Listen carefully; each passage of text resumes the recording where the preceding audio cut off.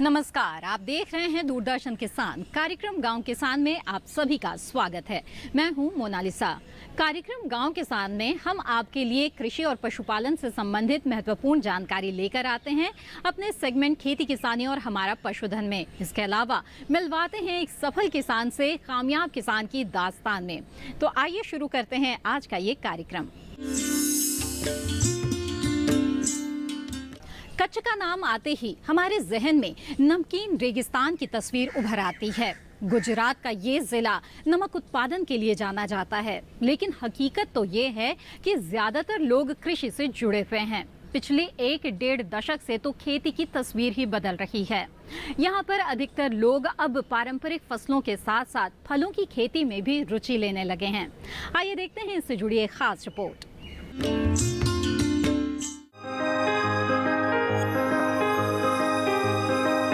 यही वो तस्वीरें हैं जिनके लिए कच्छ पूरी दुनिया में मशहूर है। दूर दूर तक फैली नमक की सफेद चादर गुजरात आने वाले पर्यटकों की पसंदीदा जगहों में से एक है। ये चादर लाखों लोगों को रोजगार भी दे रही है और यहीं से देश के कोने कोने में नमक भेजा जाता है। दूध जैसे सफेद रण से इतर कच्छ की दूसरी हरी भरी तस्वीर भी है। 2011 की जनगणना बताती है कि यहाँ की 37.34% कामकाजी आबादी कृषि कार्यों में लगी है। बाजरा, मूंग, अरंडी, मूंगफली, कपास और गेहूं यहाँ उगाई जाने वाली प्रमुख फसलें हैं। विशेषज्ञों का मानना है कि 2007 से 2017 के बीच कच्छ में बागवानी फसलों का रकबा 59,000 एकड़ से बढ़कर 1 लाख एकड़ तक जा पहुंचा है। फलों में खासतौर से आम, पपीता, सीताफल, दाड़म, नींबू और केरी के अलावा मौसम्बी, चीकू, संतरा, खजूर और ड्रैगन फ्रूट बड़े पैमाने पर उगाए जा रहे हैं। रेतीली जमीन खजूर की खेती के लिए भी उपयुक्त वातावरण प्रदान करती है। यहाँ का केसर आम तो अपने स्वाद के लिए बहुत ही मशहूर है और इसे दूसरे देशों को निर्यात भी किया जा रहा है। किसान अब खुलकर नई तकनीक अपना रहे हैं। गुजरात कृषि विभाग इस काम में उनकी मदद कर रहा है। बागवानी फसलों में टपक सिंचाई पद्धति अपनाई जा रही है, जिस पर सरकार की तरफ से 70% सब्सिडी है। कच्छ के सांसद विनोद चावड़ा का कहना है कि कच्छ की खेती पलायन कर चुके लोगों को यहाँ की मिट्टी फिर से आवाज दे रही है। कच्छ में मेरा क्षेत्र बहुत बड़ा क्षेत्र है, 1/3 भाग गुजरात का है। यहाँ पानी की भी कमी थी, फिर भी किसानों ने प्रधानमंत्री जी की बात को माना और यहाँ पे ड्रिप इरिगेशन का यहाँ पे शुरुआत हुई और हम आज यहाँ पे देख रहे हैं कि हमारे किसान यहाँ पे जो खारेक हैं, पपैया हैं, केला हैं, यहाँ पे केरी हैं, आम हैं, दाड़म, चीकू, नारियल, नींबू, आंवला और जामफल, सीताफल, मौसम्बी, द्राक्ष, मिजोरम, मशरूम, संतरा, ड्रैगन मीन्स के कमलम, अलग अलग क्षेत्र में अलग अलग ऐसी यहाँ पे खेती हो रही है। किसान यहाँ पे हमारी भौगोलिक स्थिति अलग होने के कारण भी यहाँ पे किसान केंद्र सरकार की योजनाओं का यहाँ पे महत्तम वो लाभ ले रहे हैं। नाबार्ड के माध्यम से भी कहीं काफ़ी यहाँ पे परिवर्तन हुआ है। आज किसान जैसे कि काफ़ी मात्रा में, जैसे यहाँ पे सबसे बड़ी हमारी यहाँ खारेक की साल में एक बार खेती होती है। आम आज यहाँ से एक्सपोर्ट हो रहा है। कच्छ की केसर यहाँ पे एक नाम बनी हुई है और वो एक्सपोर्ट भी हो रही है।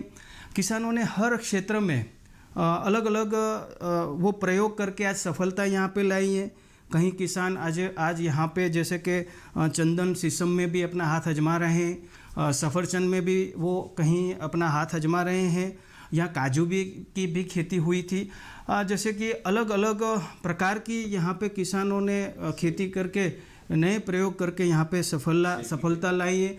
पूरा श्रेय हमारे देश के प्रधानमंत्री जी आदरणीय नरेंद्र मोदी जी को जाता है कि जब वो कहीं मन की बात में बात रखते हैं, कहीं पार्लियामेंट में बात रखते हैं, टीवी में बात रखते हैं, विदेश में जाके बात रखते हैं, तो काफ़ी बार वो किसानों को, कच्छ को याद करते हैं, तो यहाँ किसानों को प्रोत्साहन मिलता है। ड्रैगन फ्रूट की खेती उन्हें विशेष रूप से आकर्षित कर रही है।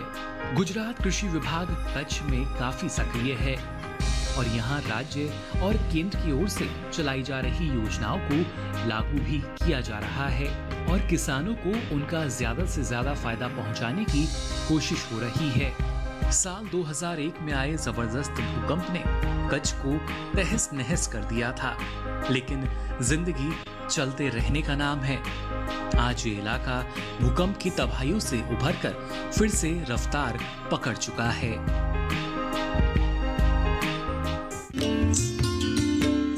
इसी के साथ कार्यक्रम गांव किसान में वक्त एक छोटे से ब्रेक का। ब्रेक के बाद पशुपालन संबंधित अहम जानकारी लेकर आएंगे सेगमेंट हमारा पशुधन में। आप बने रहें दूरदर्शन किसान पर। जानेंगे क्या है किसानों का हाल, हम पहुंचेंगे आपके गांव, मिलेगा सरकारी योजनाओं का ज्ञान, जब लगेगी चौपाल। देखिए चौपाल चर्चा सोमवार से शुक्रवार सुबह 9 बजे सिर्फ दूरदर्शन किसान पर।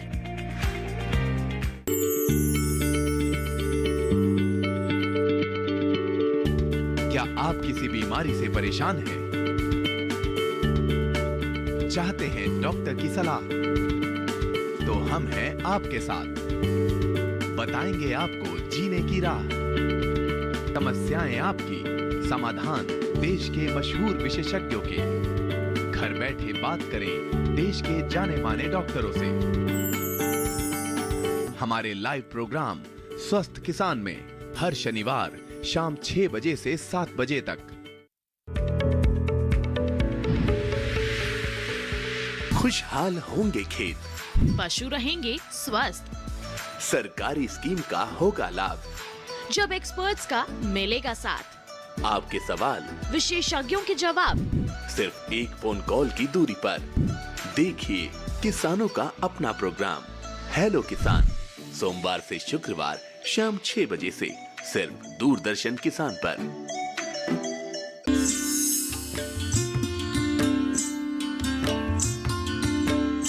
ब्रेक के बाद आप सभी का फिर से स्वागत है। आप देख रहे हैं कार्यक्रम गांव किसान।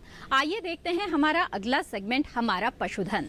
हमारे देश में लाखों गौशालाएं हैं जहां गायों का संरक्षण और उनकी देखभाल हो रही है, लेकिन गुजरात के कुकमा गांव में जो गौशाला है उसे सिर्फ गौशाला कहना काफी नहीं होगा, बल्कि ये एक तरह से वैज्ञानिक प्रयोगशाला है।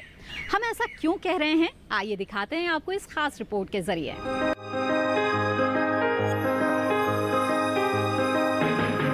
दिखने में तो ये आम गौशाला ही नजर आ रही है, लेकिन हकीकत में इसकी बात निराली है। कच्छ के अंतर्गत गांव कुकमा में स्थित ये गौशाला रामकृष्ण ट्रस्ट की देखरेख में चल रही है। साफ सफाई देखकर ही यहाँ के बेहतर इंतजामों का अंदाजा लगाया जा सकता है। 400 के करीब पशुओं वाली इस गौशाला में कांक्रेज नस्ल की गायों का नस्ल सुधार और संवर्धन बहुत ही सूझबूझ के साथ किया जा रहा है। कांक्रेज नस्ल का गौ वंश सुंदर, चंचल और ताकतवर होता है। यही वजह है कि इसके बैलों की मांग पूरे भारत में है। इस गौशाला को कभी भी डेयरी पर दूध बेचने की जरूरत नहीं पड़ती। क्वालिटी और भरोसेमंद दूध के शौकीन घरों से खुद चलकर आते हैं और दूध ले जाते हैं। पहले तो गौ वंश से हमें प्रोडक्शन कैसे मिल सकता है, ज़्यादा से ज़्यादा आय कैसे बढ़ सकती है, उसके ऊपर जो हमने काम किया है। और दूसरा काम किया है, उसका जो पीछे जो व्यय होता है उसको हम कैसे कम कर सकते हैं। तो आय को कैसे बढ़ा सकते हैं, व्यय को कैसे कम कर सकते हैं, उसके पीछे हमने 10 साल जो काम किया है उसकी कुछ बात आपके सामने रखता हूँ। तो पहले मैं आय की जब बात रखता हूँ तो बोल सकता हूँ कि गाय के गौशाला का 4 प्रोडक्ट होता है। एक है दूध है, एक है गोबर, एक है गौमूत्र, एक गौवंश खुद। तो ये चारों जो आय के उपार्जन के स्रोत है उसके अंदर भी हमने काफ़ी काम किया है। उसमें हमने प्रथम दूध जो है, तो दूध हम डेयरी में नहीं देते हैं। हमने गाय का दूध की विशेषता लोगों को समझाते हुए हमने सीधा दूध का मार्केटिंग करते हैं। और दूसरा है कि हम जो बचता है, कभी कभी ज़्यादा कम होता है उसके हिसाब से, तो उसमें से हम घी बनाते हैं, छाछ बनाते हैं।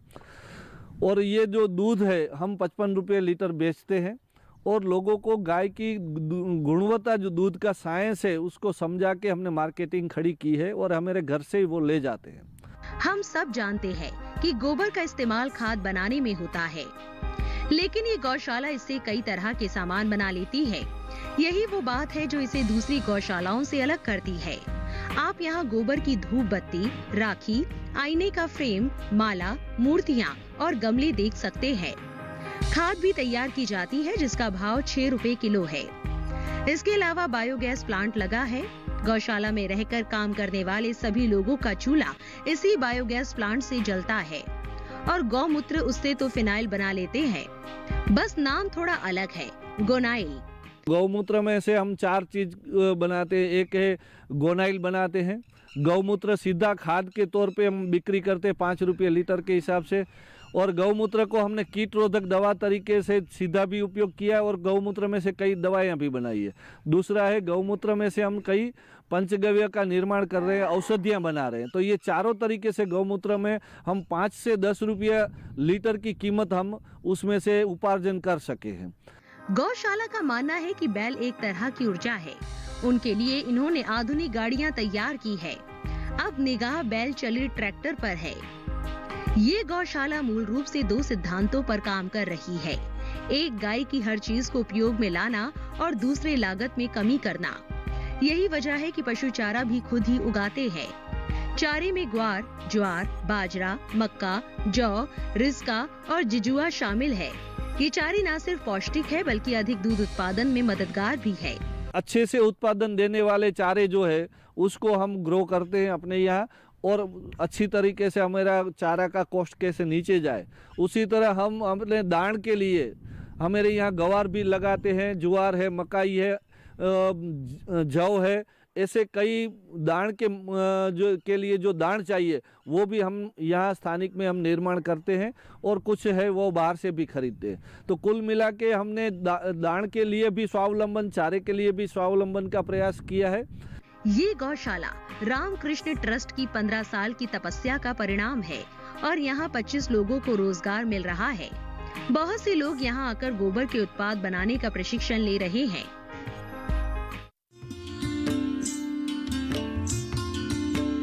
पशुओं से अच्छा उत्पादन प्राप्त करने के लिए जरूरी होता है मौसम के अनुसार उचित पशु प्रबंधन। तो आइए देखते हैं क्या कहता है इस माह का पशुपालक कैलेंडर।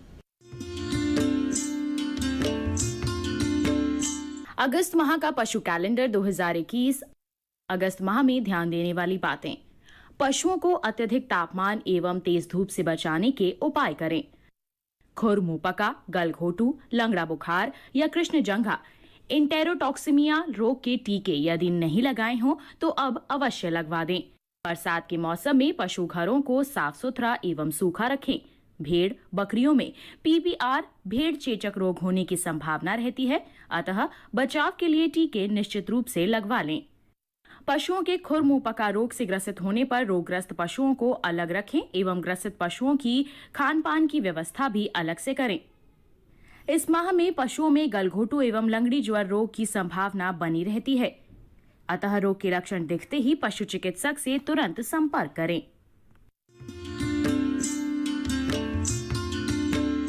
इसी के साथ कार्यक्रम गांव किसान में वक्त है एक और छोटे से ब्रेक का।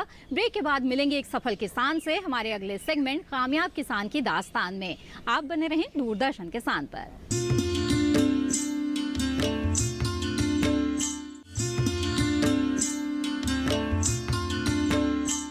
जानेंगे क्या है किसानों का हाल। हम पहुंचेंगे आपके गांव। मिलेगा सरकारी योजनाओं का ज्ञान। जब लगेगी चौपाल, देखिए चौपाल चर्चा सोमवार से शुक्रवार सुबह 9 बजे सिर्फ दूरदर्शन किसान पर।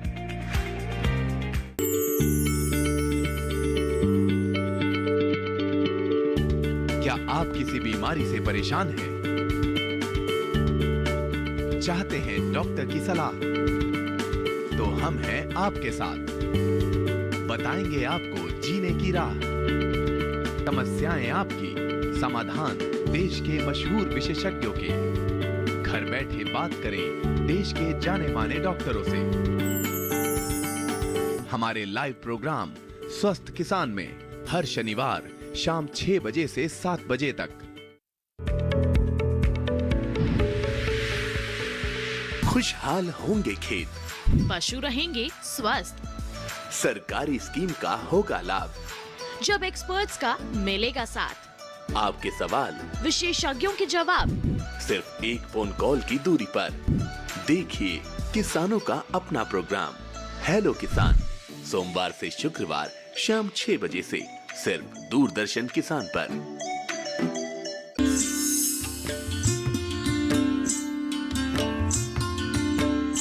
ब्रेक के बाद आप सभी का फिर से स्वागत है कार्यक्रम गांव किसान में। भारत में कमलम फल की खेती नया आकार ले रही है और बहुत से किसान इससे जुड़कर अच्छा खासा मुनाफा कमा रहे हैं। आज हम बात करने जा रहे हैं गुजरात के कच्छ में रहने वाले हरीश भाई ठाकर की, जिन्होंने कमलम की खेती को अपनाया है। बहुत बड़े क्षेत्रफल में इसकी खेती करके वो किस तरह से सफलता हासिल कर रहे हैं, आइए देखते हैं हमारे सेगमेंट कामयाब किसान की दास्तान में। बेहतर कमाई की चाह अब किसानों को प्रचलित फसलों की जगह दूसरी फसलें उगाने की ओर प्रेरित कर रही है। कमलम फल भी इसी तरह की फसल है। भारत में इसकी ज्यादातर खेती केरल, कर्नाटक, तमिलनाडु और महाराष्ट्र के साथ साथ ओडिशा, पश्चिम बंगाल, आंध्र प्रदेश और गुजरात में होती है। गुजरात का कच्छ इलाका इसकी खेती में नई पहचान बना रहा है। प्रधानमंत्री ने जुलाई 2020 में मन की बात कार्यक्रम के दौरान कच्छ के कमलम फल का जिक्र किया था। उन्होंने ही इसे कमलम का नाम भी दिया। हरीश भाई ठाकर बड़े किसान हैं। ये 1200 एकड़ जमीन पर खेती कर रहे हैं। कमलम की खेती का आइडिया इन्हें 5 साल पहले वियतनाम से मिला था। ये कमलम का पॉल है, ये हमने 3 साल पहले लगाया। वैसे ट्राई तो हम 6-7 साल पहले कर लिया था, मगर ये 3 साल पहले हमने लगाया। 5 साल पहले हम वियतनाम में गए थे कि वियतनाम में ये ड्रैगन फ्रूट तरीके पहचाना जाता था। तो हमने वहाँ देखा, सुबह 8 बजे उसके फार्म पे गए, शाम को 5 बजे वो लोग बोले अभी आप हमारे फार्म से बाहर निकल सकते हो, क्योंकि इतना समय आप हम नहीं दे सकते। फिर हमने ये इसकी पूरी डेटा लेके आया और वहाँ से रेड कलर और वाइट कलर का फ्रूट हो रहा था। तो रेड कलर का फ्रूट लेके फिर इसमें से सीड निकाल के फिर हमने इधर बनवाया। कमलम फल की खेती खम्बे बनाकर की जाती है। खम्बे के ऊपर एक गोल घेरा बनाते हैं और फिर इसे बोया जाता है। फल आने का समय जून और नवंबर है, यानी इस समय कमलम फल पर बहार आई हुई है। हरीश भाई ने 3 साल पहले कमलम फल की खेती शुरू की थी। शुरुआत में हर पेड़ से 3 से 4 किलो ही फल मिलते थे। अब 8 किलो तक फल आ जाते हैं। बाजार में साइज के हिसाब से कीमत मिलती है। बड़े फलों की कीमत ज्यादा होती है और छोटे फलों की कम। पहले पॉल है वो पीवीसी का बना रहे थे, तो हम यहाँ आके सीमेंट का पॉल बनवाया। सीमेंट का पॉल बनवा के इसके ऊपर रिंग बनवाया। रिंग बनवा के 4 पौधे खड़े किए। 4 पौधे खड़े किए तो ये 1 साल में तो उसको मेरे को 3-4 किलो फ्रूट आने लग गया। और इसकी फ्रूट है जो वो जून महीने से नवंबर तक आता रहता है। 5-6 साइकिल मिलता है। एक साइकिल में 7-8 किलो मिलता है। तो 35, 40, 50 किलो तक एक पॉल हमेरे को फ्रूट दे रहा है। और इसकी जो प्राइस है हमेरे को समझ लो कि जो बड़ी साइज हम बनाते हैं तो 150-200 रुपये तक मिलती है और छोटी साइज है तो 80-100 रुपया मिलता है। हरीश भाई ऑनलाइन भी इसकी बिक्री कर रहे हैं। कमलम फल को बहुत कम पानी की जरूरत होती है, इसलिए कच्छ का अर्धशुष्क इलाका इसकी खेती के लिए उपयुक्त है। जो टेक्नोलॉजी वहाँ से वियतनाम से लेके आए थे कि उसको पॉल के अंदर पानी लगाना, वो जो टेक्नोलॉजी हमने इधर यूज़ किया उससे भी बढ़िया चेंज करके किया। वो लोग ऊपर से पाइप छोड़ा था, हम लोग नीचे से माइक्रो उसको लगा के दिया। तो वो माइक्रो हमेरा वियतनाम वाला वहाँ से दोस्त हो गया था। तो हमारी टेक्नोलॉजी इसको बताया कि भाई हमने देखो ऐसे आप पूरा पाइप ऊपर से लगाते हो तो पंचर हो जाता है। हमने माइक्रो से उसको पानी दिया ऊपर पॉल में। तो वो बोला कि भाई जो इंडिया के पास टेक्नोलॉजी है, इंडिया के पास टेक्नोलॉजी है वो हमारे पास नहीं है। आपको प्रैक्टिकल नॉलेज भी इतना है। वो देख के वो लोग भी अपनी टेक्नोलॉजी यूज़ करने लग गए। हरीश भाई फिलहाल खजूर के पेड़ों के बीच इनकी भी खेती कर रहे हैं। कच्छ में बागवानी की 100% खेती में टपक सिंचाई से होती है। यही वजह है कि हरीश भाई कमलम फल में भी इसी पद्धति से सिंचाई करते हैं। ड्रैगन फ्रूट जो हमारे माननीय प्रधानमंत्री जी ने इसको कमलम भी नाम दिया है। ये इसका बहुत तेज़ी से एरिया बढ़ रहा है दिनों दिन। और एक शुष्क क्षेत्र में बहुत ही अच्छा फल उत्पादन देने वाला पौधा है ये। दूसरा, इसकी पानी की रिक्वायरमेंट बहुत कम है। और कच्छ में तीसरी सबसे बड़ी चीज़ है कि यहाँ जो भी बागवानी की फसलें हो रही है वो पूरी 100% ड्रिप पे हो रही है, तो यहाँ पानी की भी बचत हो रही है और उत्पादन भी बहुत अच्छा हो रहा है यहाँ के किसानों को। और बहुत ही इसमें खेती में इसमें जो बागवानी फसलें हैं वो यहाँ के कच्छ के लोगों के लिए बहुत ही लाभान्वित फसलें हो रही है। ये लोगों को मालूम नहीं था कि इसमें से क्या फ़ायदा है, तो 2022 में ये लोग अपने को सपोर्ट करता है, किसान भी सपोर्ट करे तो 2022 में डबल इनकम ऑटो हो जाएगी। कार्यक्रम गांव किसान में आज बस इतना ही। उम्मीद है कि ये जानकारियां आपको जरूर पसंद आई होगी। इस कार्यक्रम को दोबारा देखने के लिए आप टीवी स्क्रीन पे दिए जा रहे QR कोड को स्कैन करके दूरदर्शन किसान के YouTube चैनल से जुड़ सकते हैं। इसी के साथ मुझे दीजिए इजाजत। आप बने रहें दूरदर्शन किसान पर। नमस्कार।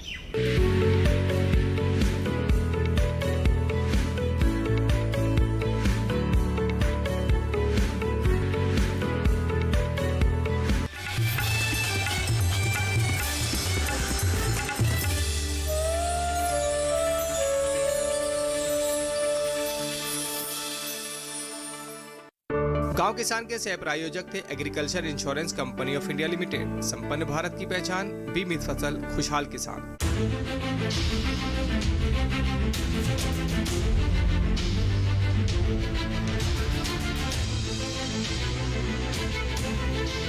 मन की बात। माननीय प्रधानमंत्री श्री नरेंद्र मोदी भारत की जनता से साझा करेंगे अपने मन की बात रविवार 29 अगस्त सुबह 11 बजे। आकाशवाणी के सभी केंद्र, सभी चैनल इसे प्रसारित करेंगे एक साथ। साथ ही इसका प्रसारण दूरदर्शन के national news, DD Bharati, DD India, DD Urdu और डीडी किसान चैनल पर भी किया जाएगा। तो याद रखें, रविवार 29 अगस्त सुबह 11 बजे मन की बात।